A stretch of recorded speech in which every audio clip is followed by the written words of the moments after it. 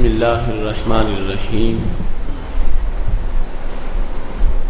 رب اشرح لی صدری ویسر لی امری واحلل عقدۃ من لسانی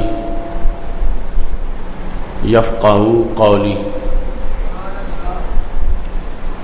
احمدک اللہم یا مجیب کل سائل والصلاة والسلام علی من هو افضل الوسائل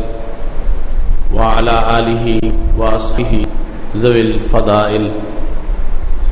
اما بعد فاعوذ باللہ من الشیطان الرجیم بسم اللہ الرحمن الرحیم وَإِذَا سَأَلَكَ عِبَادِي عَنِّي فَإِنِّي قَرِيبٌ صدق اللہ العظیم وصدق رسولہ النبی الکریم الامین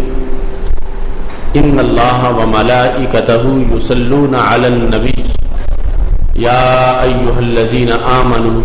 صلوا علیہ وسلموا تسلیما الصلاۃ والسلام علیک یا سیدی یا رسول اللہ وعلی آلک واصحابک یا حبیب اللہ مولانا صلی وسلم دائما ابدا علی حبیبک خیر الخلق کلہم منزہ عن شریک فی محاسنہ فجوہر الحسن فیہ غیر منقاسم محمد تاج رسل اللہ قاطبۃ محمد صادق الاقوال والکلم محمد ذکرہ روح لانفسنا محمد شکرہ فرد علی الامم رب صلی وسلم دائما ابدا علی حبیبک خیر الخلق کلہم اللہ تبارک و تعالی جل جلالہ وعم نوالہ واتم برہانہ وعظم شانہ وجل ذکرہ وعز اسمہ کی حمد و ثنا اور حضور سرور کائنات مفخر موجودات زینت بزم کائنات دستگیر جہاں غم گسار زماں سید سروراں حامی بے قسم قائد المرسلین خاتم النبیین احمد مجتبی جناب محمد مصطفیٰ صلی اللہ علیہ وآلہ واصحابہ وبارک وسلم کے دربار گہر بار میں ہدیہ درود السلام عرض کرنے کے بعد وارثان منبر و محراب ارباب فکر و دانش نہایت ہی معزز و محتشم حضرات و خواتین رب ذوالجلال کے فضل اور توفیق سے ماہ رمضان المبارک کے پرکیف لمحات میں ادارہ صراط مستقیم پاکستان کے زیر اہتمام گوجرانوالا کی سرزمین پر بھٹی میرج ہال میں 18ویں سالانہ فہم دین کورس میں آج ہماری گفتگو کا موضوع ہے لذت توحید تنہائی بھی کبھی ہم نے تنہا نہ گزاری میری دعا ہے رب ذوالجلال ہماری اس کاوش کو اپنے دربار میں قبول فرمائے اور خالق کائنات جل جلالہ سب کو مزید لذت توحید عطا فرمائے اور سب کو ہر وقت حضوری کی دولت سے مالا مال فرمائے ہماری یہ خوش بختی اور سعادت ہے کہ رب ذوالجلال نے ہمارے سینوں کو نور ایمان سے مالا مال کیا ہے سب سے بڑی دولت جو اس کائنات میں ہو سکتی ہے وہ ایمان کی تجلی ہے کہ جو رب ذوالجلال نے اپنے فضل و کرم سے جس تجلی سے ہمارے سینوں کو پرنور کیا ہے عقیدہ توحید ہو یا عقیدہ رسالت رب ذوالجلال نے اس کی لذت اور چاشنی اہل سنت و جماعت کو عطا فرمائی ہے۔ آج کی گفتگو کے لحاظ سے چند آیات کریمہ کے مفاہیم اور احادیث رسول صلی اللہ علیہ وسلم کے مطالب سے ہم آج کے موضوع کو انشاءاللہ مکمل کریں گے۔ میری دعا ہے خالق کائنات جل جلالہ ہم سب کو قرآن و سنت کا فہم عطا فرمائے اور قرآن و سنت کے ابلاغ و تبلیغ اور اس پر عمل کرنے کی توفیق عطا فرمائے۔ رب ذوالجلال کا قرآن مجید میں فرمان ہے، سورہ بقرہ میں آیت نمبر 185 ہے۔ اللہ تعالیٰ ارشاد فرماتا وَإِذَا سَأَلَكَ عِبَادِي عَنِّي فَإِنِّي قَرِيبٌ۔ میرے محبوب صلی اللہ علیہ وسلم جب آپ سے میرے بندے میرے بارے میں پوچھے، سوال کریں، تو ان کو بتا دو بے شک میں قریب ہوں، اجیب دعوت الداعی اذا دعان،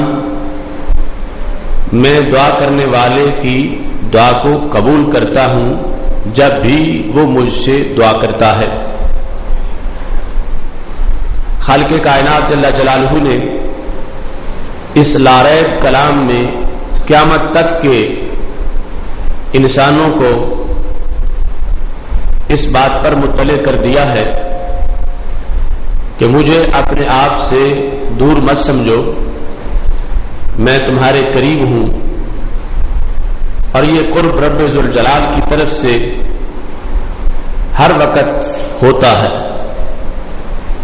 انسان کبھی اس قرب سے غافل ہو جاتا ہے اور کبھی اس قرب سے باخبر ہوتا ہے۔ جو انسان اس قرب سے باخبر ہو وہ اس کی لذت محسوس کرتا ہے، اور جو بے خبر ہو جاتا ہے اس کو پھر تنہائی محسوس ہوتی ہے، وحشت زدہ ہوتا ہے، اور مختلف آلام اور مصائب کی وجہ سے اس کو پریشانی کا سامنا ہوتا ہے۔ تو رب ذوالجلال نے اپنے کلام میں، جس میں کسی طرح کے شک کی کوئی گنجائش نہیں ہے، اس نے واضح کر دیا ہے کہ میرے بندے دنیا میں جہاں بھی ہوں، جس صدی میں بھی ہوں، جس جگہ اور جس مکان میں بھی ہوں، انہیں میری رحمت کے لحاظ سے میری طرف سے جو سہارے کی ضرورت ہے تو وہ مجھے اپنے آپ سے دور نہ سمجھے، میں بالکل قریب ہوں۔ وہ جس وقت بھی اپنے دامن کو میری رحمت سے بھرنا چاہیں گے تو میری رحمت ان سے دور نہیں ہے۔ جب بھی ان کو میری رحمت کی ضرورت ہوگی تو انہیں اس میں کسی طرح کسی تاخیر کا سامنا نہیں ہوگا، بلکہ چونکہ میں قریب ہوں، میرا فضل میرے بندوں کے قریب ہے، میرا کرم میرے بندوں کے قریب ہے، میری رحمت میرے بندوں کے قریب ہے۔ رب ذوالجلال نے یہ آیت قرآن میں واضح کر دیا اور ہمیشہ کے لیے انسانوں کو اس رحمت کے حصول کے لیے باخبر کر دیا کہ اگر کوئی محروم ہوگا تو وہ اپنی غفلت کی وجہ سے، اپنی سستی کی وجہ سے یا اپنی بدعقیدگی کی وجہ سے کہ وہ رب کو دور سمجھ بیٹھے تو پھر رب کی رحمت بھی اس سے دور ہو جائے گی، کیونکہ حدیث قدسی ہے، خالق کائنات جل جلالہ کا فرمان ہے، انا عند ظن عبدی بی، میرے بارے میں جو میرے بندے کا گمان ہے میں اس کے مطابق ہوں۔ وہ مجھے قریب سمجھتا ہے تو میں اس کے قریب ہوں، اور اگر وہ مجھے دور سمجھتا ہے تو پھر میری رحمت بھی اس سے دوری کا رویہ اختیار کرے گی، اور وہ شخص پھر محرومیوں کا اس کو سامنا کرنا پڑے گا۔ تو اس بنیاد پر لذت توحید کے تقاضے جو ہے ان کے پیش نظر بندہ مومن تھوڑی سی بھی کوشش کرتا ہے تو اس کو اتنا سہارا ملتا ہے، اتنی راحت محسوس ہوتی ہے، اتنی مٹھاس، چاشنی اور لذت اپنے عقیدے میں محسوس ہوتی ہے کہ اس کو کائنات کی طرف سے جو غم و آلام ہیں اور مختلف مصائب ہیں اور جو حالات کی تلخیاں ہیں، ان سب کے ہوتے ہوئے اس کا من میٹھا رہتا ہے، اس کا ضمیر پرسکون رہتا ہے، اس واسطے کہ اسے اپنے ضمیر میں یہ بات اچھی طرح اس نے اس کو ثابت کر لیا ہے کہ میرا رب میرے قریب ہے۔ بلکہ وہ یہاں تک ارشاد فرماتا ہے نحن اقرب الیہ من حبل الورید، ہم تو انسان کی شاہ رگ سے بھی قریب ہیں، بلکہ اس سے بھی آگے فرما دیا وفی انفسکم افلا تبصرون، کہ وہ تو تمہاری جانوں کے اندر ہے، کیا تم دیکھنے والے نہیں ہو؟ تو اس بنیاد پر قرآن مجید برہان رشید کی یہ آیات ہمارے لیے واضح کر رہی ہیں کہ کرم ہم پہ اللہ کا کتنا ہے، کہ ہم نے جسے معبود مانا ہے، جسے مسجود مانا ہے، ہم جس کے بندے ہیں، ہم نے جس کو اپنا الہ مانا ہے، اس کی قدرتیں کتنی کامل ہیں اور وہ کس قدر ہمارے لیے اپنے دامن کرم کو، اپنے کرم کی برسات کو اس نے عام کر رکھا ہے۔ جبکہ اس کے برعکس وہ لوگ جو مشرک ہیں، جو بت پرست ہیں، جو بتوں کے پجاری ہیں، ان کے بت اور ان کے معبودان باطلہ ان کے پاس کسی لحاظ سے انہیں نوازنے کی کوئی حیثیت نہیں ہے، وہ سن نہیں سکتے، وہ ان کی مدد کو پہنچ نہیں سکتے، ان کے پاس ان کو دینے کے لیے کچھ نہیں ہے۔ جبکہ ہمارا معبود برحق جو ہے اس کو بندوں کے لیے اس نے اپنی رحمت کے خزانوں کا اعلان کر رکھا ہے، اور ہر قسم کی ناامیدی اور مایوسی سے اپنے بندوں کو بچانے کے لیے اپنے محبوب علیہ السلام کی زبان سے بندوں کو پیغام پہنچا دیا ہے کہ انی قریب، میں قریب ہوں، مجھے دور مت محسوس کرو، تمہاری جو ضرورت ہوگی، جو چاہت ہوگی، جس وقت تم اپنے عقیدہ صحیحہ کی روشنی میں طلب کرو گے تو رب ذوالجلال اپنی طرف سے ان عطاؤں کا خود ہی اظہار فرما رہا ہے۔ ایسے ہی خالق کائنات جل جلالہ نے قرآن مجید برہان رشید کے متعدد مقامات پر انسانوں کو ایسا اسلوب بخشا، ایسا یقین دیا اور اس انداز کا عقیدہ عطا کیا جس کی وجہ سے ایک حقیقی مومن کبھی تنہائی محسوس نہیں کرتا، چونکہ ہر وقت اسے لذت آشنائی اپنے رب کے جلووں کی رونق فراہم کرتی رہتی ہے۔ اسی بنیاد پر خالق کائنات جل جلالہ نے جس وقت عرب کے مشرکوں کو دعوت توحید دی اور ان کو اس دین کی طرف متوجہ کیا تو خالق کائنات جل جلالہ نے فرمایا افلا ينظرون الى الابل كيف خلقت والى السماء كيف رفعت والى الجبال كيف نصبت والى الارض كيف سطحت، فرمایا کیا وہ لوگ دیکھتے نہیں پہاڑوں کی طرف کہ ان پہاڑوں کو کس انداز میں نصب کیا گیا؟ یعنی رب ذوالجلال جو اس ماحول کے اندر ہر طرف اس کی خبر ہے اور ہر طرف جو اس کا پیغام موجود ہے اور ہر طرف اس کا جو وجود پر دلالت کرنے والی دلیلیں اور علامتیں موجود ہیں، ان کو ذکر کرتے ہوئے قریش مکہ کو دعوت دی اور ان کی حماقت جو لوگ اس پیغام کی طرف متوجہ نہیں ہو رہے تھے اس کو واضح کرتے ہوئے فرمایا کہ کتنی واضح بات ہے، کتنی آسان بات ہے، ان لوگوں کو میرا پتہ کیوں نہیں چل رہا جبکہ ہر طرف میرا ذکر موجود ہے اور جدھر بھی یہ دیکھیں گے وہی چیز میرا ان کو ایڈریس دینے والی ہے اور پتہ بتانے والی ہے۔ اس بنیاد پر ان پہ رب ذوالجلال نے اپنی طرف سے تنقید کرتے ہوئے ان کی اس غفلت اور سستی پر ان کو مطلع کرتے ہوئے فرمایا افلا ينظرون الى الابل كيف خلقت، یہ لوگ کیوں نہیں دیکھتے اونٹ کی طرف اسے پیدا کس طرح کیا گیا؟ یعنی اگر یہ اونٹ کی تخلیق میں غور کریں گے تو پھر بھی ان کو میرا پتہ چلے گا کہ اتنی حکمتوں سے جس نے ایک جانور کو پیدا کیا اس کا علم کتنا ہے، اس کی تخلیق کتنی ہے۔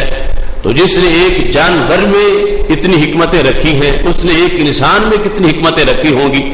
اور پھر ساتھ فرمایا وَإِلَى السَّمَاءِ كَيْفَ رُفِعَتْ، اگر وہ کیوں نہیں دیکھتے وہ آسمانوں کی طرف کہ اللہ نے ان کو بلند کیسے کیا ہے. وَإِلَى الْجِبَالِ كَيْفَ نُصِبَتْ, کیا وہ نہیں دیکھتے پہاڑوں کی طرف کہ ان کو نصب کس طرح کیا گیا ہے. وَإِلَى الْأَرْضِ كَيْفَ سُطِحَتْ, کیا وہ نہیں دیکھتے زمین کی طرف کہ اس کو بچھایا کس طرح گیا ہے. یہ چار چیزیں بطور خاص رب ذوالجلال نے اس مقام پر دلائل توحید کے لحاظ سے بیان کی, اور یہ اس عرف اور ماحول کے لحاظ سے انسان کے سامنے رہنے والی چیزیں تھیں, اور آج بھی اکثر اسی دلیل کی روشنی میں موجود ہیں کہ ایک انسان صحرا میں سفر کر رہا ہے, اس عرب دنیا کا بندہ اونٹ پہ بیٹھا ہے اور پہاڑوں کے بیچ سفر کرتا جا رہا ہے, تو رب ذوالجلال نے فرمایا کہ اگر اس سفر کے دوران ہی یہ کچھ غور کر لے تو پھر بھی جہنم سے بچ سکتا ہے, پھر بھی اس کو تنہائی محسوس نہیں ہوگی, اسے پردیس نہیں لگے گا, بلکہ اس کو پتہ چلے گا یہ ساری تو میرے خالق کی یادیں ہیں اور نشانیاں ہیں, تو میں کسی پردیس کے ماحول میں نہیں ہوں. فرمایا اگر دیکھے گا کہ میں سوار کس پہ ہوں تو اس اونٹنی سے بھی اسے اللہ کی توحید کی آواز آئے گی, اگر اوپر دیکھے گا تو نظر آسمان تک جائے گی تو پھر بھی اسے اللہ کا پیغام ملے گا, اگر نیچے دیکھے گا تو نیچے زمین بچھی ہے پھر بھی اس کو اللہ کی یاد آئے گی, اگر دائیں بائیں دیکھے گا تو دائیں بائیں پہاڑ ہے تو پھر بھی اس کی نظر لوٹ کے رب ذوالجلال کی ذات کی طرف پہنچے گی. تو خالق کائنات جل جلالہ نے ان چیزوں کو بتا کے سامنے رکھ کے فرمایا کہ جو مجھے ماننے والا ہے اور مجھے تسلیم کرتا ہے اسے کہیں بھی تنہائی محسوس نہیں ہوتی, اس واسطے کہ اس کے کلاس فیلو اس کے ساتھ ہوتے ہیں. ماحول نے جو سبق دیا ہے اور ماحول نے جو سبق پڑھا ہے ہر طرف اس کی گواہی موجود ہوتی ہے. جو اس کے سینہ میں سوز ہے عقیدہ توحید کا, اس پر دلالت اس کی سواری بھی کر رہی ہے. اوپر نگاہ اٹھائے تو آسمان کرتا ہے, نیچے دیکھے تو زمین کرتی ہے, دائیں بائیں دیکھے تو پہاڑ کرتے ہیں, تو یہی تو ساری جہتیں ہیں. اس کے علاوہ وہ دیکھ کہاں سکے گا, یا دائیں دیکھے گا یا بائیں دیکھے گا یا اوپر دیکھے گا یا نیچے دیکھے گا, تو جدھر بھی دیکھے گا اسے اپنے رب کی توحید کے مناظر ہی نظر آئیں گے, تو وہ کبھی اپنے آپ کو وحشت زدہ محسوس نہیں کرے گا, وہ کبھی بھی اپنے آپ کو تنہائی میں محسوس نہیں کرے گا, بلکہ وہ یہ محسوس کرے گا کہ میں جس رب کو ماننے والا ہوں اس رب کے جلوے ہر جگہ موجود ہیں اور اس رب کی توحید کی دلیلیں ہر جگہ موجود ہیں. اس بنیاد پر خالق کائنات جل جلالہ نے قرآن مجید برہان رشید میں اپنے ماننے والوں کو دائمی لذت عطا کرتے ہوئے اس بات پر مطلع کر دیا کہ جو مجھ پہ یقین رکھتا ہے اس کے پاک دل کو کبھی بھی تلخیاں شکست نہیں دے سکتی, اس واسطے کہ جو عقیدہ اس کو فراہم کیا گیا ہے اس میں مٹھاس اتنی ہے کہ اگر اسے تحت تیل بھی رکھ دیا جائے تو پھر بھی جب مجاہد کے گلے پہ دشمن کا وار ہوتا ہے اس کی آنکھ میں رب کا دیدار ہوتا ہے, وہ اس وقت بھی رب ذوالجلال کے ان جلووں کو محسوس کرتا ہے. اور ہر مومن بوقت وصال اپنی حیثیت کے مطابق اس کے سامنے موت کی تلخیوں کو دور کرنے کے لیے شربت وصال موجود ہوتا ہے, جس کی وجہ سے اسے یہ پتا چلتا ہے کہ میں نے زندگی رائگاں نہیں گزاری بلکہ رب ذوالجلال نے اپنے جلووں سے میری زندگی کو کامیاب زندگی قرار دیا ہے. یہ سارا سوز توحید کی وجہ سے ہے, یہ ساری مٹھاس اور چاشنی اس نور توحید کی وجہ سے ہے کہ جو رب ذوالجلال نے سید المرسلین حضرت محمد مصطفیٰ صلی اللہ علیہ وسلم کو بھیج کر ہمارے لیے جس کو ہر طرف عام پھیلایا ہے اور عام فرمایا ہے. اسی بنیاد پر قرآن مجید برہان رشید میں خالق کائنات جل جلالہ نے ایک دوسرے مقام پر اس امر کو واضح کرتے ہوئے کہ توحید پرست کو کتنی موجیں ہیں اور کس انداز میں اس کے لیے آسانیاں ہیں, اور دوسری طرف جو مشرک ہے اس کے لیے کتنے پرابلم ہیں, اس کے لیے کتنی مشکلات ہیں. رب ذوالجلال قرآن مجید میں ارشاد فرماتا ہے, سورہ زمر کی آیت نمبر 29 ہے, اللہ تعالیٰ کا فرمان ہے, ضرب اللہ مثلا, اللہ نے مثال بیان کی, رجلا فیہ شرکاء متشاکسون, ایک وہ ہے کہ جو مشرک ہے اس نے اپنے کئی اللہ بنائے ہوئے ہیں, معبودان باطلہ معاذ اللہ اس نے کئی بنائے ہوئے ہیں, وہ سارے اس کے اندر شریک ہیں, وہ سب کا مشترکہ ہے, اور وہ کیا ہے متشاکسون, وہ بڑے بدخو ہیں. اب یہ ہر وقت سولی پر لٹکا ہوا ہے,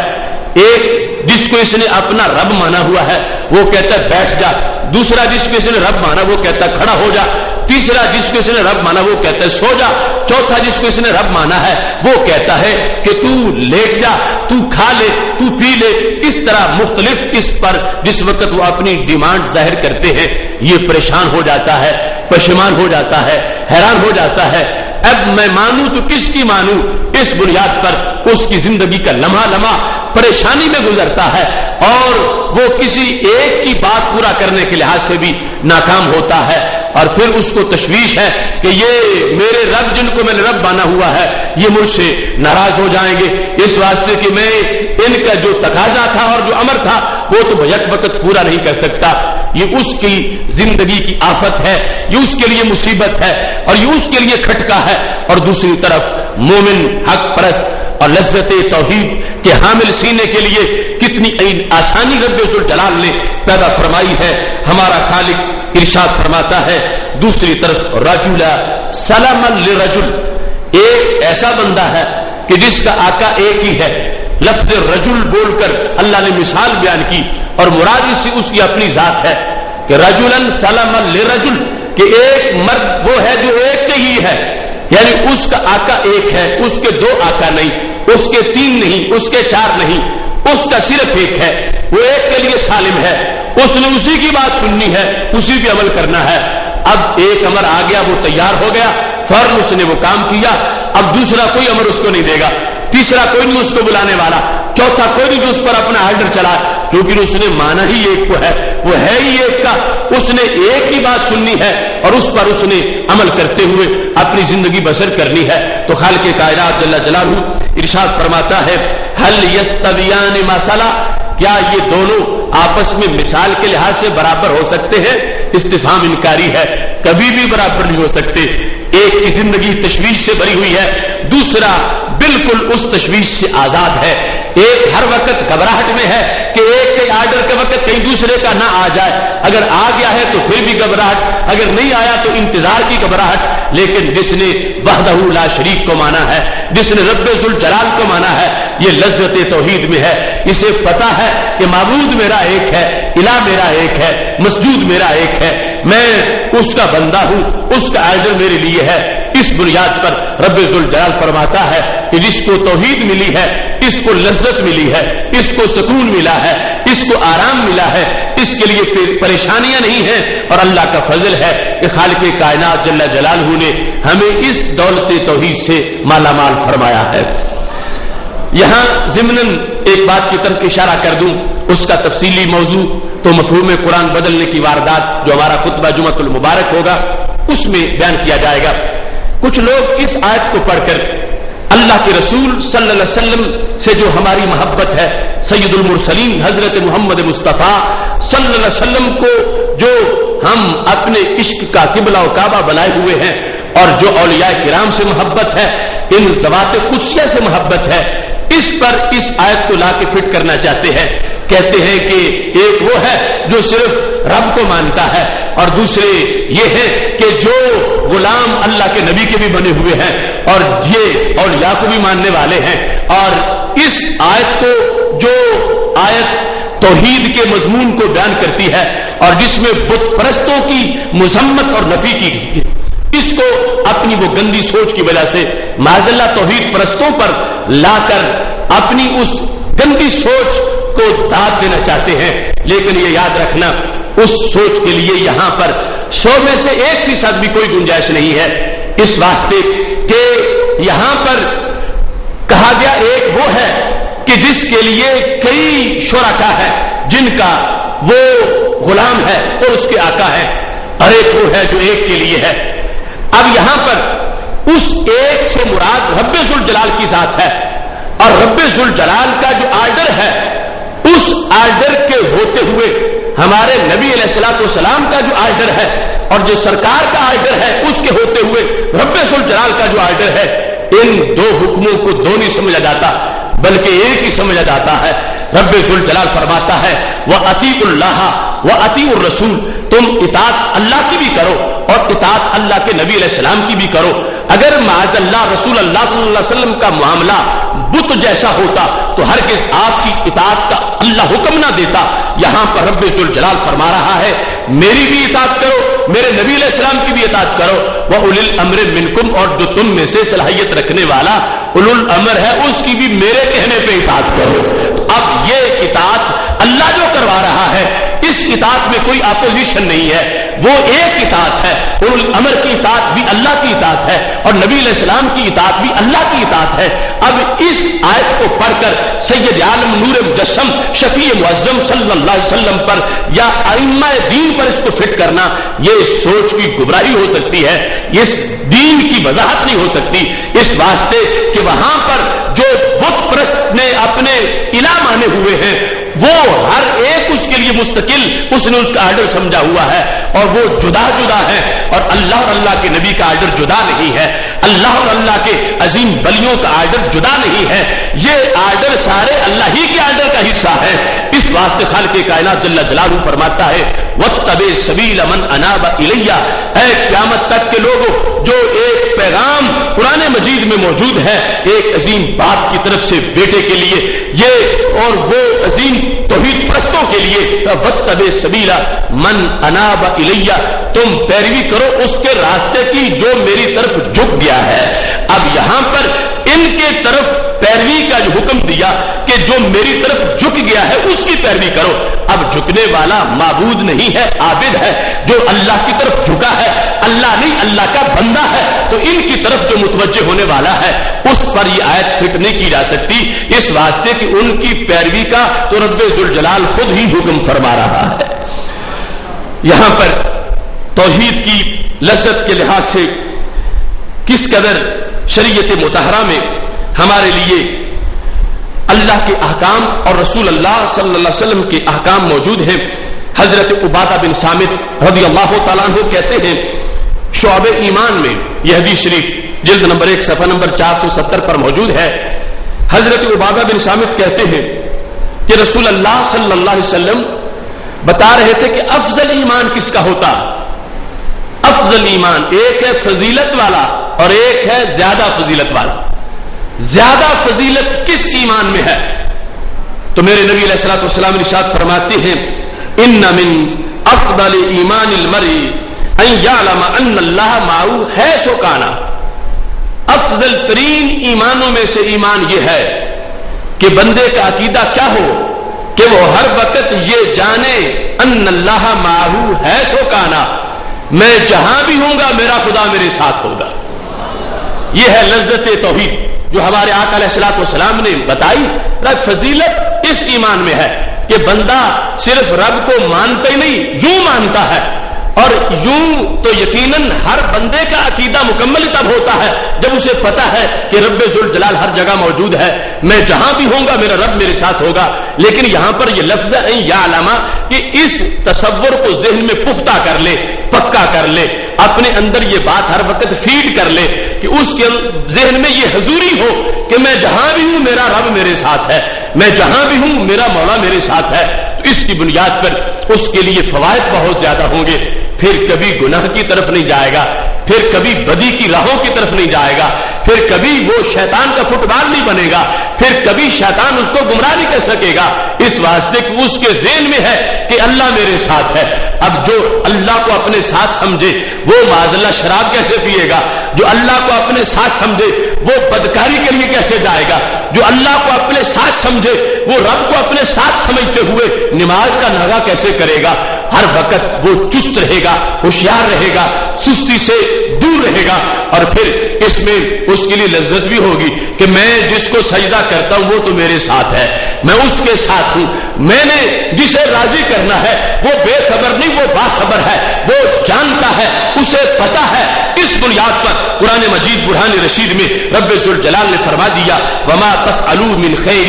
یعلمہ اللہ, جو کام بھی کرتے ہو رب اس کو جاننے والا ہے. وما تفعلوا من خیر یعلمہ اللہ, اللہ اللہ اس کو جانتا ہے، اور اس کے اندر بھی اگرچہ ہر مومن میں ہر وقت یہ اس کا عقیدہ ہے، لیکن اس کو ذہن میں پکا کرنا، اس کے اندر بہت بڑی لذت ہے کہ جس وقت انسان کو یہ محسوس ہوتا ہے کہ جو میں کام کر رہا ہوں میرا رب اسے دیکھ رہا ہے، میرا رب اس کو جانتا ہے، میں نے فقیر سے مدد کی، فقیر کی مدد کی دنیا سے چھپ کے، میرا رب دیکھ رہا ہے تو میرا اجر پورا ہے، میں نے رات کے اندھیرے میں سجدہ کیا، میرا رب دیکھ رہا ہے لہذا میرا سجدہ قبول ہونے والا ہے، میں نے چھپ کے تنہائی میں بندگی کی ہے، میرا رب اس کو دیکھ رہا ہے، لہذا یہ عبادت کرنے والے کو لذت محسوس ہوتی ہے۔ اگرچہ اجمالی عقیدہ تو ہر مومن کا ہے، لیکن جو اپنے ذہن میں اس چیز کو بسا لیتا ہے، آباد کرتا ہے، پھر اس کو لذت زیادہ محسوس ہوتی ہے، پھر نماز پڑھتے ہوئے خیالات سے بچنا اس کے لیے مشکل نہیں ہوتا، پھر شیطان کے پھندوں سے محفوظ کرنا اپنے آپ کو اس کے لیے گراں نہیں ہوتا، اس واسطے کہ اس کے ذہن میں یہ بات رچ بس چکی ہے کہ میں رب کے ساتھ ہوں،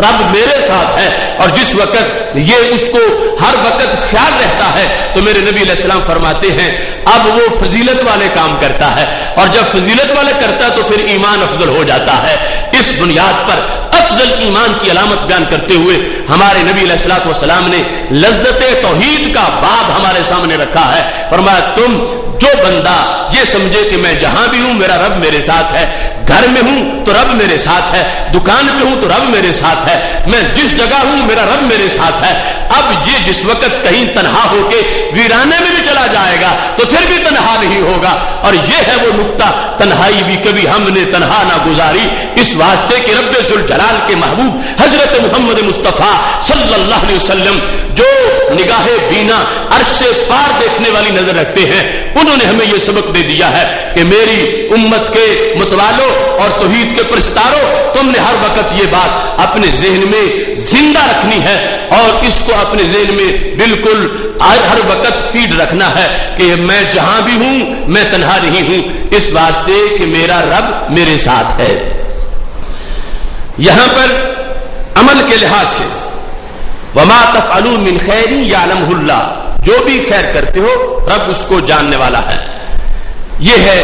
ایک ایسا نسخہ قرآن مجید کا کہ جس کی وجہ سے انسان کی امید بھی روشن رہتی ہے اور مقبولیت بھی بنتی ہے اور کام کرنے میں مشکل بھی نہیں ہوتی۔ ایک عام صورتحال دیکھتے ہو، مزدور ہے اور ان کا ایک نگران ہے، وہ ہٹ جاتا ہے تو پھر ان کے اندر غفلت آ جاتی ہے، وہ کھڑا ہے تو سارے مل جل کے کام کرتے رہتے ہیں، اور یہ معمولی سی بات ہے، لیکن وہ احکم الحاکمین ہے اور ہر ایک کو دیکھ رہا ہے، اور یہ بندے نے اپنے اندر احساس پکا کرنا ہے کہ میرا رب مجھے دیکھ رہا ہے، اور جس وقت یہ احساس پکا ہوگا اب اس کو مقام کرنے میں مشکل پیش نہیں آئے گی کہ میرا مولا مجھے دیکھتا ہے، میں اس کے سامنے کھڑا ہوں، اب اس کے لیے آسانی پیدا ہو جائے گی۔ وہ بلا تمثیل جو مثال عام سے ماحول کی اور عام سے کام کی دی، اس سے کہیں اونچا مرتبہ و مقام یہ ہے کہ جس وقت ایک انسان اپنے اندر اس سوچ کو پختہ رکھتا ہے اس کے لیے آسانی پیدا ہوتی ہے۔ یہی سبب تھا حضرت جبریل علیہ السلام ہمارے نبی علیہ السلام کے دربار میں پہنچے، صحابہ کا مجمع تھا، صحابہ کہتے اذ طلع علینا رجل، اچانک ایک مرد آ گیا اور بال بڑے سیاہ ہیں، کپڑے بڑے سفید ہیں، آتے ہی نبی علیہ السلام کے گھٹنوں کے ساتھ گھٹن لگا کے بیٹھ گیا اور سوالات کرنے شروع کر دیے، اور پوچھتا بھی تھا اور پھر تصدیق بھی کرتا تھا۔ ہم حیران تھے کہ پوچھے تو لگتا ہے جانتا کچھ نہیں، تصدیق کرے تو پتہ چلتا اسے پہلے بھی معلوم تھا۔ اس نے جو سوالات کیے ان سوالات ایک یہ بھی، محبوب یہ بتاؤ احسان کیا ہوتا ہے؟ تو ہمارے نبی علیہ الصلوۃ والسلام نے فرمایا احسان یہ ہوتا ہے ان تعبد اللہ کأنک تراہ، رب کی یوں بندگی کرو گویا کہ تم اس کو دیکھ رہے ہو، فإن لم تکن تراہ فإنہ یراک، اور اگر تم اس کو نہیں دیکھ رہے وہ تو یقیناً تجھے دیکھ رہا ہے۔ اب یہ ہے لذت عبادت کی۔ ایک جملہ ہے کہ کوزے میں دریائی سمندر کو بند کر دیا ہے، وہ پوچھنے والے جبریل علیہ السلام تھے، اور فرمایا اتاکم یعلمکم دینکم، میرے صحابہ یہ تمہیں تمہارا دین سکھانے آئے تھے، کہ شاید تم میں کوئی یہ سوال نہ کرے، وہ سوال کر کے تمہیں جواب دلوانا چاہتے ہیں، اور اس جواب کی حیثیت کتنی جامع ہے۔ پوچھا احسان کیا ہوتا ہے؟ فرمایا احسان یہ ہوتا ہے ان تعبد اللہ کأنک تراہ، کہ تم رب کی بندگی کرو گویا کہ تم اس کو دیکھ رہے ہو۔ اب اس میں بڑی لذت ہے، اور جس کو گویا کے سے آگے مقام حاصل ہو جائے اس کی مزید بڑی شان ہے، لیکن گویا کے تک بھی بڑی فضیلت ہے کہ بندہ سامنے رب کے کھڑا ہے اور حالت روزہ میں ہے یا حج کر رہا ہے یا جہاد میں ہے یا نماز میں ہے، وہ اس حالت میں ہے کہ میں رب کو دیکھ رہا ہوں، گویا کہ میں رب کو دیکھ رہا ہوں، گویا کہ میرا رب میرے سامنے ہے۔ چونکہ اس آنکھ سے دنیا میں جاگتے ہوئے دیکھنا یہ صرف ہمارے نبی علیہ السلام کی شان ہے۔ قیامت کے دن جنت میں سب کو دیدار مل جائے گا ایمان والوں کو، لیکن دنیا میں گویا کہ تم اس کو دیکھ رہے ہو۔ اور اگر یہ کسی سے مشکل ہو کیفیت تو آگے گویا کہ ختم کر دیا گیا، ان لم تکن تراہ فانہ یراک، اگر تم اس کو نہیں دیکھ رہے تو وہ تو یقیناً تجھے دیکھ رہا ہے۔ اب یقیناً تجھے دیکھ رہا ہے، یہ لذت توحید کا سبق دے دیا، یہ حضوری ہے، اس میں متوجہ کر دیا گیا کہ وہ یقیناً جب تجھے دیکھ رہا ہے تو رب ذوالجلال دیکھتا ہو۔ ایک عام افسر بلا تمثیل اس کے ہوتے ہوئے الرٹ لوگ ہو جاتے ہیں کہ اب صاحب ہماری طرف دیکھ رہے ہیں، حالانکہ اس صاحب کے دیکھنے کا انداز، اس کے ذرائع مختلف چیزوں کو معلوم کرنے کے ناقص ہیں، کمزور ہیں، وہ مقدور ہے،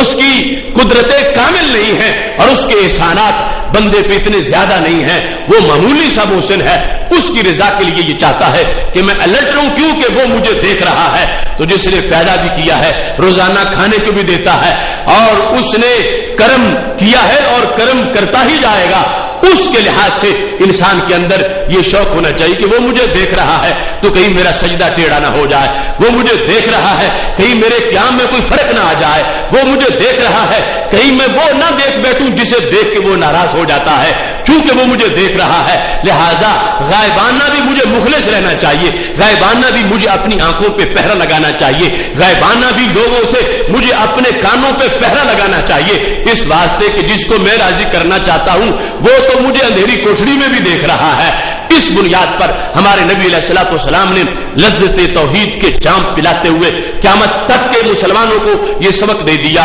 فَإِن لَمْ تَكُنْ تَرَاهُ فَإِنَّهُ يَرَاكَ، کہ اگر تم اس کو نہیں دیکھ رہے تو وہ تو یقیناً تمہیں دیکھ رہا ہے۔ رب ذوالجلال کی بندگی کے لحاظ سے اور اس لذت کو محسوس کرنے کے لحاظ سے کہ انسان بندگی کرتے وقت کس عقیدہ میں ہو، جہاں بھی ہو کس عقیدہ میں رہے، اگرچہ جنگلوں صحراؤں میں ویرانوں میں ہو، تو قرآن مجید برہان رشید اس بات کا فیصلہ ہمیں سناتا ہے۔ رب ذوالجلال کا فرمان ہے ما یکون من نجوی ثلاثہ الا هو رابعهم، فرمایا جہاں تین کی سرگوشی ہوتی ہے چوتھے نمبر پہ وہاں خدا ہوتا ہے۔ ما یکون من نجوی ثلاثہ الا هو رابعهم، جہاں تین کی سرگوشی ہے وہاں پر وہ چوتھا اللہ ہے۔ ولا خمسہ الا هو سادسهم، جہاں پانچ آپس میں سرگوشی کر رہے ہیں وہاں چھٹا رب ذوالجلال بھی ہے۔ تو خالق کائنات جل جلالہ نے فرمایا اگرچہ اس سے کم ہو یا زیادہ ہو، یعنی دو ہو یا ادھر 7 ہو جائیں 8 ہو جائیں جتنے بھی ہوں، فرمایا رب ذوالجلال ساتھ ہوتا ہے۔ خالق کائنات جل جلالہ کو پتا ہے، اور جس نے اللہ پر یقین رکھا ہوا ہے، ایمان رکھا ہوا ہے، اسے ان امور کے اندر اپنے ذہن کو ہر وقت بیدار رکھنا چاہیے، کہیں غفلت نہ ہونے پائے، اس واسطے کہ رب ذوالجلال نے قرآن مجید برہان رشید میں بھی اس چیز کو واضح کر دیا، جہاں تم ہوگے تم رب ذوالجلال سے دور نہیں ہو۔ خالق کائنات جل جلالہ نے اپنا قرب عطا فرما رکھا ہے۔ یہ بندے کی غفلت ہے کہ بندہ اپنے آپ کو دور محسوس کرنا شروع کر دے، رب ذوالجلال پھر بھی دور نہیں ہے، لیکن کرم اس پہ کرتا ہے جس پہ راضی ہو جاتا ہے۔ نحن اقرب الیہ من حبل الورید، یہ بات مطلقاً انسان کی ہے، یعنی صرف مومن کی نہیں، میں شاہ رگ سے بھی قریب ہوں، یہ قرآن کا حکم مطلقاً انسان کے لحاظ سے ہے، خواہ وہ کافر ہو خواہ وہ مومن ہو، اللہ فرماتا میں شاہ رگ سے بھی قریب ہوں۔ لیکن جب انعام کا ذکر کرتا ہے تو کہتا ان اللہ مع المتقین، اللہ صرف پرہیزگاروں کے ساتھ ہے، واللہ مع المحسنین، اللہ احسان والوں کے ساتھ ہے۔ ان اللہ مع الصابرین، اللہ صبر کرنے والوں کے ساتھ ہے۔ تو پتہ کیا چلا کہ وہ شارک سے تو سب کے قریب ہے، مگر اپنی معیت اور قرب کی لذت جنہیں عطا فرماتا ہے وہ یہ لوگ ہیں جو اس کو مانتے ہیں اور پھر یہ احساس رکھتے ہیں کہ ہم رب سے دور نہیں ہیں، رب نے ہمیں اپنی قرب کا مقام عطا فرمایا ہے اور وہ ہماری شارک سے بھی ہمارے لیے قریب ہے۔ اس بنیاد پر مومن کے لیے ایک ایسا سہارا ہے کہ جو کبھی ٹوٹتا نہیں اور جس میں کبھی کوئی کمزوری نہیں آتی، یہ اپنے دولت ایمان پر قائم رہے، اپنے عقیدے کو پکا رکھے۔ رب ذوالجلال کی رحمتیں ضرور اس کو نوازنے والی ہیں۔ اسی بنیاد پر آج ہم دیکھیں تو عبادات کا سارا فلسفہ جو ہے اس کے اندر اسی چیز کو ہی ہمارے لیے رکھا گیا۔ آپ دیکھیں جب حج کرنے جاتے ہیں تو احرام باندھ لیتے ہیں، احرام کے بغیر حج نہیں ہوتا۔ اب احرام کا فلسفہ کیا ہے؟ انسان میں ایک انقلاب لانے کے لیے اس کو ایک مرحلہ سے گزارا جا رہا ہے کہ اس نے لوٹنا ہے حج کر کے تو یوں جیسے آج ہی اس کی ماں نے اس کو جنم دیا ہے۔ تو اس سے پہلے اس کو تیاری کیا کروائی گئی ہے؟ ایک مخصوص قسم کا لباس جو عادی نہیں ہے، غیر عادی ہے۔ عادت میں تو سر ڈھانپے، پگڑا باندھے تو عزت کا تاج پہنے، عادت میں وہ سلے ہوئے کپڑے ان کا عادی ہے، لیکن اب وہ سلے ہوئے کپڑے اتروا دیے گئے، چادریں پہنا دی گئی، سر ننگا کروا دیا گیا۔ کیوں؟ کہ جب بھی اس کو بدن کی طرف دیکھنے میں کپڑے یاد آئے تو اس کو فوراً رب کی یاد آئے کہ میں نے رب کے حکم پر اب وہ سلے ہوئے اتار دیے ہیں اور رب نے مجھے یہ پہننے کا حکم دے دیا ہے۔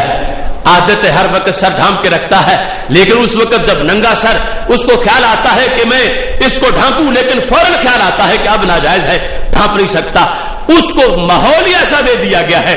دائمی طور پر اس کے بدن کے ساتھ چیزیں ہی ایسی اٹیچ کر دی گئی ہیں کہ بار بار اسے خیال آئے گا کہ میں ایسا کیوں ہوں، بار بار اسے خیال آئے گا کہ رب نے مجھے ایسا کرنے کا حکم دیا ہے۔ تو یہ اس کے اندر چیز فیڈ ہوتی جائے گی اور جس کے نتیجے میں وہ زندگی میں ایک مرتبہ بھی اس مرحلے سے گزر جائے گا تو یوں لوٹے گا جیسے آج ہی اس کی ماں نے اس کو جنم دیا ہے۔ ایسے ہی ہمارے لیے حالت روزہ ہے، اس میں بھی اسی لذت توحید کا سلیبس ہمارے لیے موجود ہے۔ انسان کھاتا ہے پیتا ہے، 11 مہینے اس کی عادت یہ ہے کہ دن کے وقت کھا لینا، ناشتہ کرنا، دوپہر کا کھانا، یہ مختلف اوقات میں کھانے پینے کی چیزیں اس کی عادت ہے، اور حرام نہیں، حلال ہے، جائز ہے، رب کا حکم ہے، کلو وشربو پہ عمل کرتا ہے اور یہ سمجھ کے کرے کہ رب کا آرڈر ہے تو پھر نیکی بھی ضرور پاتا ہے اور اس کو ثواب ملتا ہے کہ رب کے کہنے پر کھا رہا ہے، پی رہا ہے۔ لیکن رمضان کے موسم میں وہ جائز چیزیں بھی اس کے لیے ناجائز کر دی گئی ہیں۔ عادت تھی ناشتے کی، عادت تھی دوپہر کے کھانے کی، عادت تھی مہمان نوازی کرنے کی، عادت تھی مہمان نوازی کرانے کی، مگر اب قدم قدم پہ اس کے لیے ایک امتحان ہے اور فوراً خیال آ جاتا ہے کہ میں نہیں کھاؤں گا، میں نے روزہ رکھا ہوا ہے، مجھے کوئی نہ کھلائے، میں نے روزہ رکھا ہوا ہے، میں نہیں پانی پیتا کہ میں نے روزہ رکھا ہوا ہے۔ اور یہ حالت کیسی ہے؟ مجمع میں ہو پھر بھی ہے، گھر میں ہو پھر بھی ہے، بالکل تنہا کمرے میں ہو پھر بھی ہے۔ رب ذوالجلال نے کیسا موسم دیا، کیسا ماحول دیا کہ لذت توحید فنکشنل عملاً اس کو پتا چلے کہ میرا رب مجھے دیکھ رہا ہے۔ اب وہ تنہا کمرے میں بیٹھا ہے، نہ کوئی دوست دیکھتا ہے، نہ کوئی رشتہ دار دیکھتا ہے، نہ کوئی دنیا دار، کوئی بندہ بھی دیکھ نہیں رہا، لیکن پھر بھی اتنا مخلص ہے، اپنے ہونٹوں سے کوئی چیز اندر نہیں جانے دیتا، نہ پیتا ہے نہ کھاتا ہے، اپنے آپ کو روک کے بیٹھا ہوا ہے۔ تو پھر رب کیا فرماتا ہے؟ اللہ فرماتا ہے للصائم فرحتان، فرحۃ عند فطرہ و فرحۃ عند لقاء ربہ۔ روزے دار کے لیے دو خوشیاں ہیں، ایک افطار کے وقت، دوسری رب کے دیدار کے وقت جو جنت میں اس کو حاصل ہوگا۔ اور پھر فرمایا ہر عبادت ہے لیکن الصوم لی، یہ میرے لیے ہے اور اس کی میں ہی جزا دینے والا ہوں، ہر عبادت اسی کی ہے، لیکن الا الصوم کہہ کے روزے کو جدا کیا۔ ہر جزا وہی دیتا ہے لیکن روزے کی جزا کو جدا ذکر کیا اور آگے فلسفہ بیان کر دیا۔ فرمایا یادہ طعامہ وشہوتہ لاجلی، فرمایا بندہ تھا، بھوک کا محتاج تھا، کھانے کی ضرورت تھی، لیکن اس نے میرے لیے شہوت کو چھوڑا ہے، اس نے میرے لیے خواہش کو چھوڑا ہے، اس نے میرے لیے یہ سب کچھ چھوڑا ہے۔ اس واسطے رب ذوالجلال خوش ہے، اس کو خوشی ہے کہ یہ تنہا بیٹھ کے بھی مجھے یاد رکھتا ہے، یہ علیحدہ بیٹھ کے بھی عملاً اس نے ثبوت دیا ہے کہ رب مجھے دیکھ رہا ہے۔ وہ جو نظریہ تھا دل کا، اس نے بھوکا رہ کے، وہ اگلے اندر بھی اس نے نہ کھا کے نہ پی کے یہ ثبوت دیا ہے کہ میرا رب مجھے دیکھ رہا ہے، اگرچہ اور کوئی نہ دیکھے، چونکہ میرا رب مجھے دیکھ رہا ہے تو میں نہیں کھاؤں گا، نہیں پیوں گا۔ اس بنیاد پر رب ذوالجلال نے فرمایا اس نے میرے لیے سب کچھ چھوڑا ہے تو میں اس کو وہ اجر دے رہا ہوں کہ فرشتے سارے مل جائیں وہ گن نہیں سکیں گے کہ میں ایک روزے دار کو کتنا اجر عطا فرما رہا ہوں۔ اس واسطے ہر شعبے میں لذت توحید ہے اور ہر عبادت میں ہمیں اسی طرف متوجہ کیا گیا ہے۔ اب اگر کوئی یہ سمجھے وہ حج والی لذت تو پتہ نہیں پیسے ہوں گے، احرام باندھیں گے وہ ملے گی اور عمرے کے لیے ٹکٹ ہوگی تو پھر رمضان کا مہینہ تو 11 مہینوں کے بعد آئے گا، لیکن لذت توحید تو ہمیں ہر دن ضروری ہے۔ تو ہم جس وقت نمازوں کی طرف دیکھتے ہیں، نماز پنجگانہ، اس کے اندر جو لذت توحید ہے اس کو اگر آپ دیکھیں تو ہمارے لیے تو پورا سال ہی، ہر مہینہ ہی، ہر دن کا ہر گھنٹہ ہی، اس کے اندر ہر منٹ اور ہر سیکنڈ میں رب ذوالجلال نے ایسا ہمیں نظام دیا ہے، ایسی عبادت دی ہے کہ جس کی طرف ہم متوجہ ہوتے ہیں تو ہر طرف ہمیں پھول کھلے نظر آتے ہیں کہ خالق کائنات جل جلالہ نے کتنا انوکھا دین اور کتنا روشن عقیدہ توحید و رسالت ہم سب کو عطا فرمایا ہے۔ اس سلسلہ میں مسجد کی طرف جس وقت ہم چل کے جاتے ہیں نماز پڑھنے کے لیے، اس سے پہلے کچھ شرائط ہیں۔ شرائط میں یہ ہے کہ بدن بھی پاک ہو، شرائط میں یہ ہے کہ کپڑے بھی پاک ہو، شرائط میں یہ ہے کہ وضو بھی ہو، حد سے اصغر بھی نہ ہو، حد سے اکبر بھی نہ ہو، بندہ جنبی بھی نہ ہو، بندہ بے وضو بھی نہ ہو، اور پھر مکان بھی پاک ہو، اور سب کچھ ہو مگر پھر بھی انتظار ہے کہ وقت نماز کا ہو جائے۔ تو یہ ساری چیزیں ان کے اندر ایک لذت توحید ہے کہ جس نے بدن کو پاک رکھا ہے کہ میں نے چونکہ نماز پڑھنی ہے میں غسل کروں اس لیے کہ نماز کا وقت ہونے والا ہے، اب اس کو یاد خدا آ رہی ہے، کہتا ہے میں وضو کروں اس لیے کہ نماز کا وقت آ رہا ہے اور میں نے رب کو سجدہ کرنا ہے، کہتا ہے میرے کپڑے دھلے ہونے چاہیے، اب اگرچہ نماز کا وقت نہیں آیا اور کپڑوں کی تیاری 4 گھنٹے پہلے ہو رہی ہے تو خیال رب ذوالجلال کا آ رہا ہے کہ اس کے دربار میں چونکہ میں نے حاضر ہونا ہے۔ یہ جو شرائط ہے اس کے لحاظ سے اور پھر سب پوری بھی کر لے تو پھر یہ نہیں کہ اب تان کے لمبی سو جائے، نہیں، پھر بھی انتظار ہے کہیں نماز قضا ہی نہ ہو جائے کہ سوئے سوئے میں اذان ہو جائے اور میں سویا ہی رہوں اور وقت گزر جائے، پھر بھی ہر لمحہ انتظار میں ہے، انتظار کر رہا ہے کہ کب اذان ہوتی ہے تو میں رب کے دربار میں حاضر ہوتا ہوں، اور جس وقت وہ حاضری ہوتی ہے وہ تو لمحہ اور لمحہ ہے، جب پڑھ کے بیٹھ جائے تو پھر بھی شریعت کہتی ہے انتظار الصلاۃ بعد الصلاۃ۔ حضرت جبریل علیہ السلام جس امر کو بیان کرتے ہیں اور معراج کی رات ہمارے نبی علیہ السلام سے رب ذوالجلال نے جو پوچھا تھا کہ فرشتے بیٹھے کیا باتیں کر رہے ہیں تو آپ نے فرمایا وہ کفارات کی بات کر رہے ہیں جس سے انسانوں کے گناہ جھڑتے ہیں، اور ان میں سے ایک عمل کیا ہے، فرمایا ایک نماز پڑھ کے دوسری کے انتظار میں بیٹھے رہنا، یہ وہ عمل ہے جس سے بندے کے گناہ جھڑ جاتے ہیں۔ اب کیسی چین بنی ہوئی ہے جس کے لحاظ سے جو جتنا زیادہ اس سلسلے میں ایکٹیو ہے اتنی زیادہ اس کے لیے لذت توحید ہے اور اتنا زیادہ اس کو قرب ملتا ہے۔ اس سلسلہ میں قیامت کے دن نمازیوں کی کیٹیگریز ہوں گی، یہ لذت توحید کے لحاظ سے ایک عبادت کی کیٹیگریز آپ کے سامنے بیان کر رہا ہوں۔ سب سے پہلا طبقہ جو نمازیوں کا اللہ کے دربار میں پہنچے گا اور محشر میں گزر رہا ہوگا، کالشمس، ان کے چہرے سورج جیسے ہوں گے، اتنا نور ہوگا، فتقول لهم الملائکہ، فرشتے ان کو کہیں گے من انتم، تم کون ہوتے ہو، اتنا چہرے پہ نور ہے، سورج کی طرح چمک رہے ہو، تم کون ہو؟ فرشتے اس وقت پوچھیں گے تو یہ کہیں گے نحن المحافظون علی الصلاۃ، ہم نمازوں کی حفاظت کرنے والے لوگ ہیں، ہم محافظ ہیں نمازوں کے۔ تو فرشتے کہیں گے نمازی تو اور بھی بہت زیادہ ہے، تمہارے چہروں کی لائٹنگ کچھ اور طرح کی ہے، نمازی تو اور بھی بہت ہیں، تم مخصوص لوگ ہو جن کے چہرے یوں سورج کی طرح چمک رہے ہیں۔ تو یہ کہیں گے کیف کانت محافظتکم، تم بتاؤ تم نے کس انداز میں نمازوں کی حفاظت کی، کہ عام نمازیوں سے تمہارے چہروں کا فرق ہے کہ تمہارے چہرے سورج کی طرح روشن نظر آ رہے ہیں. تو یہ کہیں گے ہم نے حفاظت اس طرح کی، کننا نسمع الاذان ونحن فی المساجد، ہم وہ نمازی نہیں ہیں کہ ایک رکعت گزر جائے تو ہم مسجد میں داخل ہوں، ہم وہ بھی نہیں ہیں کہ اذان ہو جائے تو مسجد میں داخل ہوں. ہم اتنی پہلے تیاری کرتے تھے کہ اذان ہوتی تھی ہم پہلے ہی مسجد میں موجود ہوتے تھے. اب وہ جو نماز کی تیاری کا زیادہ اہتمام ہے کہ رب کے ساتھ ملنا ہے، رب سے ملاقات ہونی ہے، رب سے باتیں ہونی ہے، تیاری کافی پہلے ہی کر لی ہے، ابھی مؤذن نے اذان نہیں پڑھی یہ مسجد میں پہنچ چکا ہے. تو محشر کے دن ان کے چہرے سورج کی طرح روشن ہوں گے اور چمک رہے ہوں گے. جب پوچھیں گے فرشتے تم حفاظت کس انداز میں کرتے رہے ہو، کہ حفاظت تو دوسرے بھی کرتے رہے جنہوں نے نمازیں قضا نہیں کی اور نمازیں پڑھی ہیں، لیکن تمہارا انداز اور ہے. تو ان کا جواب ہوگا ہماری حفاظت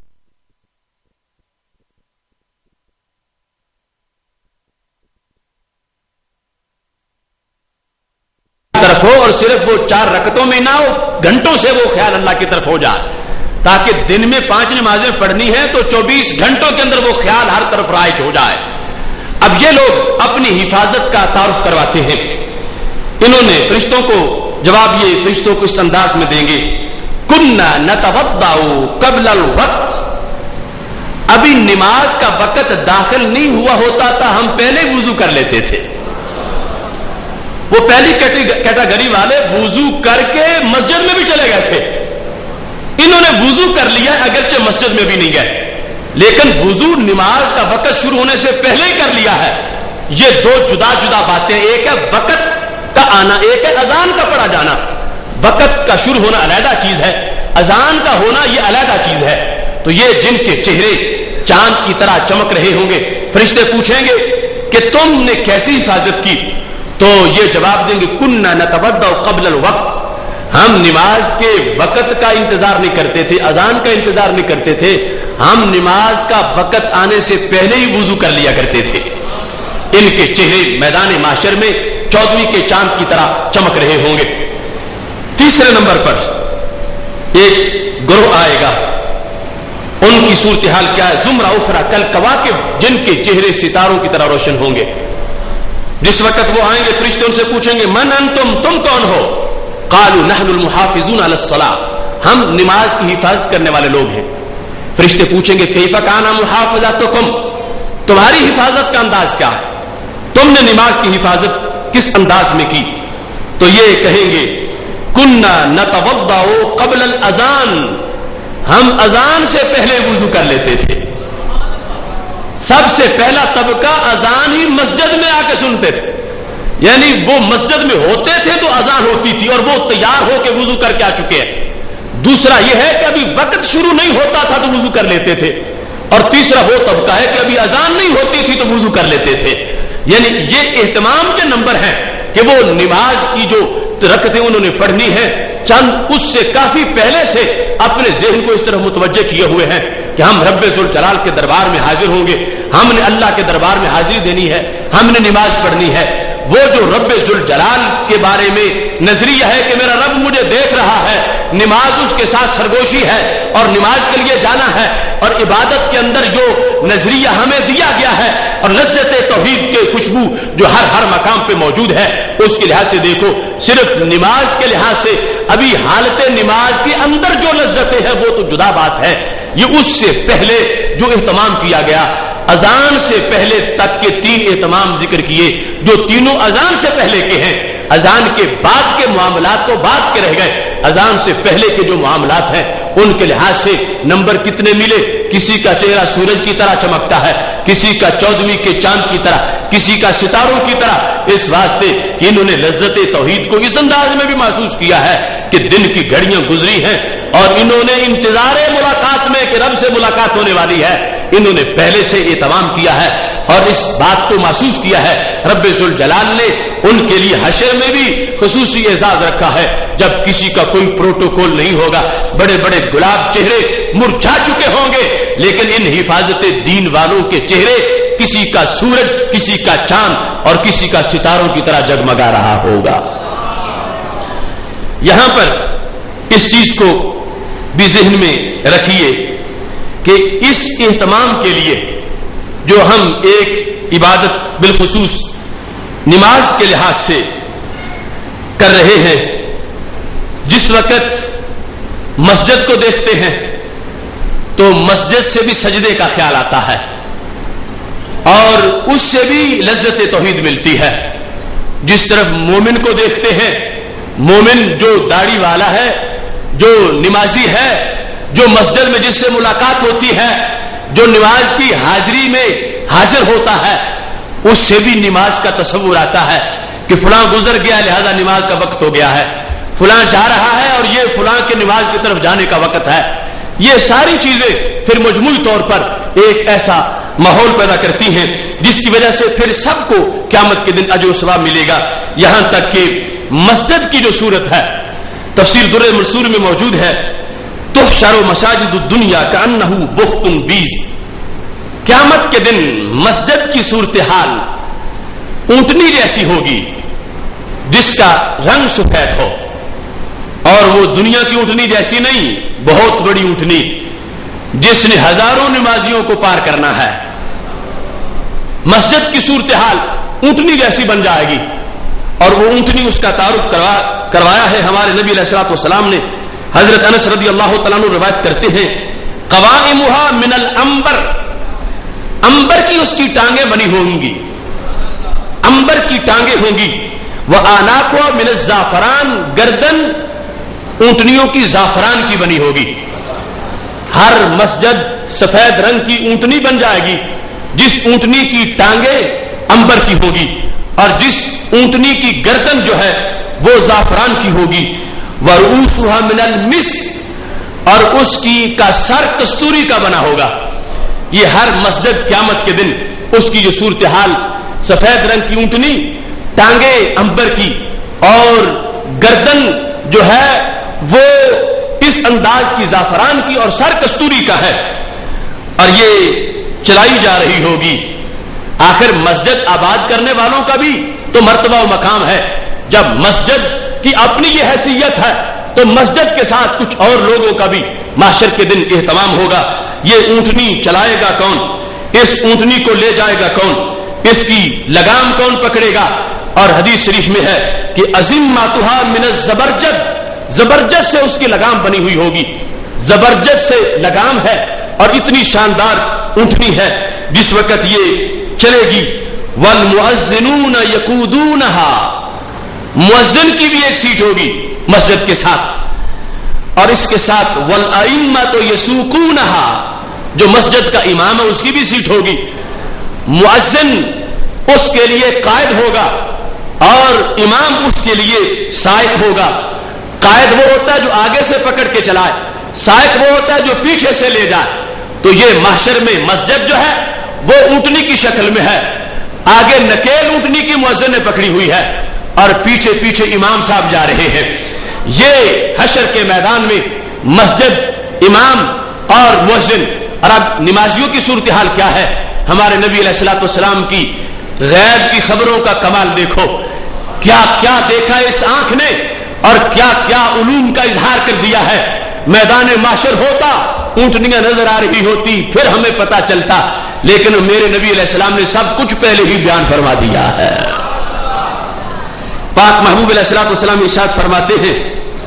والمحافظون یتبعونها فیعبرون فی عرفات القیامہ، اونٹنی چل رہی ہوگی، آگے مؤذن، پیچھے اونٹنی کے امام، اور پیچھے صفیں ہیں نمازیوں کی، پورا جلوس جو نماز اس مسجد میں جا کے ادا کرتے تھے۔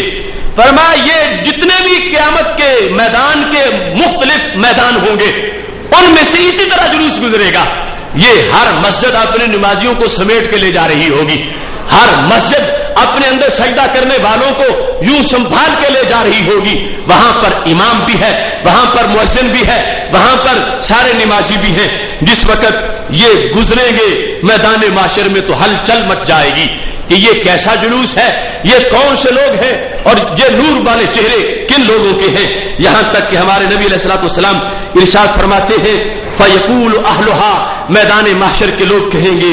ہؤلاء ملائکہ مقربون ام انبیاء مرسلون، یہ رب کے فرشتے جا رہے ہیں یا رب کے نبی جا رہے ہیں.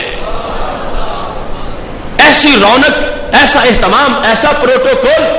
کہ میدان معاشر والے کہنا شروع ہو جائیں گے یہ ملائکہ مقربون ہیں یا انبیاء مرسلون ہیں. یہ اتنے رونق والے نورانی لوگ اور یہ جو پورا گروپ جا رہا ہے، پورا جلوس جا رہا ہے، یہ کون لوگ ہیں؟ جس وقت میدان معاشر میں پوچھا جائے گا تو پھر فیقال، رب کی طرف سے جواب دیا جائے گا. فرشتے بول اٹھیں گے، فرشتے تعارف کروائیں گے، اے میدان معاشر میں دیکھنے والوں، ہؤلاء الذین حافظوا علی صلاۃ الجماعۃ من امت محمد علیہ الصلاۃ والسلام، یہ نبی بھی نہیں ہے، یہ رسول بھی نہیں ہے، یہ فرشتے بھی نہیں ہیں، یہ آخری نبی کے غلام جا رہے ہیں صلی اللہ علیہ وسلم. یہ کون ہیں؟ فرمایا یہ امت محمد علیہ الصلوۃ والسلام کے وہ لوگ ہیں جنہوں نے نماز کی حفاظت کی تھی، نماز کو ضائع نہیں کیا تھا، نماز کو مؤخر نہیں کیا تھا، نماز کو قضا نہیں کیا تھا، نماز خشوع خضوع سے پڑھی تھی، نماز بڑے تیاری کے ساتھ اس کے لیے اپنے آپ کو تیار کر کے پڑھی تھی. اب دیکھو آج جس وقت ہم گزرے مسجد سے تو نماز کا خیال آئے، دیکھیں امام کو تو نماز کا خیال آئے، دیکھیں مؤذن کو تو نماز کا خیال آئے، دیکھیں نمازی کو تو نماز کا خیال آئے. یہ سارے اس نیٹ ورک کا حصہ ہے جس کی وجہ سے لذت توحید برقرار ہوتی ہے، جس کی وجہ سے انسان کو یہ خیال آتا ہے کہ میں نے رب کی نماز پڑھنی ہے اور میں نے رب کی طرف جانا ہے. اس بنیاد پر ان سب کو قیامت کے دن نور عطا فرما دیا گیا ہے. اب تصور کرو اس بندے کا جس کی شان ہم بیان کریں تو حدیث پڑھتے ہیں نبی علیہ الصلوۃ والسلام نے فرمایا تھا تم میں سے بہتر کون ہے؟ فرمایا اذا ذکر اللہ، جن کا چہرہ دیکھے تو خدا یاد آ جاتا ہے.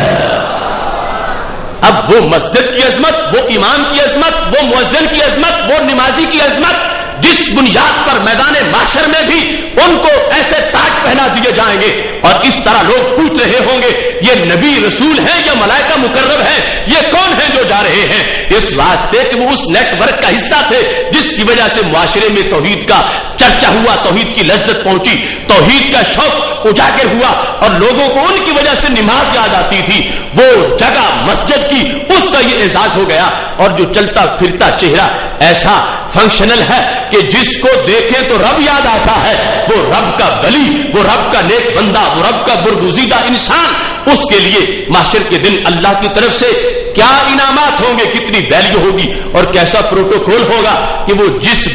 خزاں میں بیٹھے تو بہار آ جائے، اندھیرے میں بیٹھے تو سویرا آ جائے، جہالت میں جائے تو علم کا انقلاب آ جائے، وہ لوگوں کے اندر بد عقیدگی میں جائے تو خوش عقیدگی آ جائے. وہ رب کا ولی جس کے چہرے کو دیکھنے سے خدا یاد آ جائے. اس کو رب کا دشمن مت سمجھو، اس کو غیر کی آیتیں پڑھ کے اس کو من دون اللہ کے زمرے میں مت شمار کرو. یہاں تو مسجدیں بھی اللہ کے دربار کی نمائندہ بن گئی ہے. جب وہ بے جان اینٹیں اتنا بڑا کردار رکھتی ہیں تو یہ چلتا پھرتا اللہ کا ولی، یہ اللہ کی توحید کا کتنا بڑا کارکن بن چکا ہے.